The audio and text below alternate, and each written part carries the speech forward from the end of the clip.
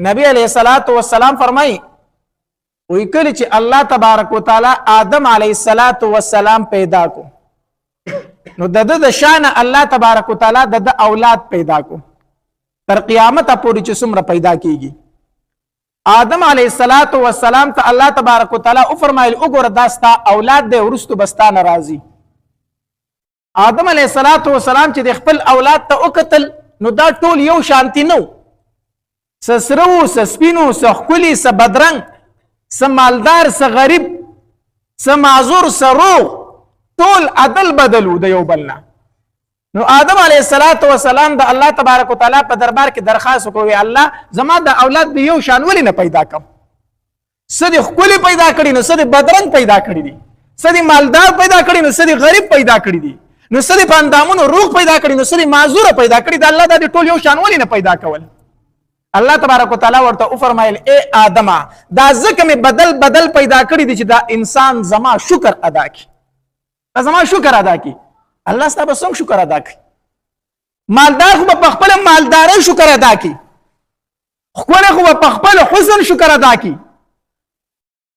نو دا رنګ صحتمن په خپل روغ جوړ صحت شکر ادا کړي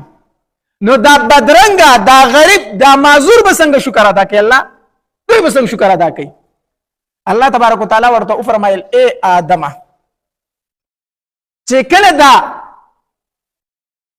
بدرنګ انسان وګوري د روغ انسان ته د خپل انسان ته نو دغه بخپشي او چې وګوري چې په اندامونو باندې روغ دی کنه او بل طرف ته د معذور انسان وګوري نو دی وای الله خیر ده کو درنګ بدرنګ یما او په اندامونو خو روغ یم کنه الله خیر ده کو درنګ نه بدرنګ یما او په اندامونو باندې روغ یم په دې باندې ستاسو لاک لاک شکر دی دی به شکر ادا کی چې کله د معذور انسان ته وګوري غریب انسان چې مالدار ته وګوري خپه بشي خو چې دا غریب وګوري چې په اندامونو باندې روغ یما او دا بل په اندامونو باندې معذور دی نو دی به خیر دی کو غریب یم خو چې په لاس خو باندې روغ یم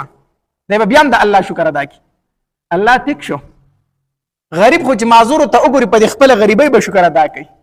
دا بدرنګ چې خپل بدرنګۍ ته وګوري نو په خپل بدرنګۍ به شکر ادا کوي الله دا معذور به څنګه شکر ادا کوي چې لاس نشته خپې نشته سترګې نشته دی به د څه شکر ادا کوي الله تبارک وتعالى ورته فرمایل اے آدم چې دا معذور انسان وګوري چې په لحظه باندې معذور یم په خپو باندې معذور یم په خپل خدمت کې بل چاته محتاج یم دی به ډیر خپشي او چې وګوري چې خیر دی کو ارسدي خو مسلمان یم الله راته ایمان نصیب کړي اسلام نصیب کړي نو بیا هم دی وای چې شکر الحمدلله الله خیر دی کو په دنیا کې معذور یم خو په آخرت کې خبر الله نعمتونه راکړي کنه چې مسلمان یم نو ما درته په ټولو نعمتونو کې لوی نعمت چې د دین اسلام دی دا په اندامونو چې معذور دی په خپل خدمت کې بل ته محتاج دی خو چې مسلمان دی دغه سور سپین هغه مالدار کافر ته چوغورین دی په خپل معذوري باندې شکر وباسي الله شکر دی چې ارسر سم خو مسلمان یم چې د کافر غون تک نه یم نو د الله په نعمتونو کې لوی نعمت څه شه دی اسلام دی الحمدلله الله غو مونږ ته را نصیب کړي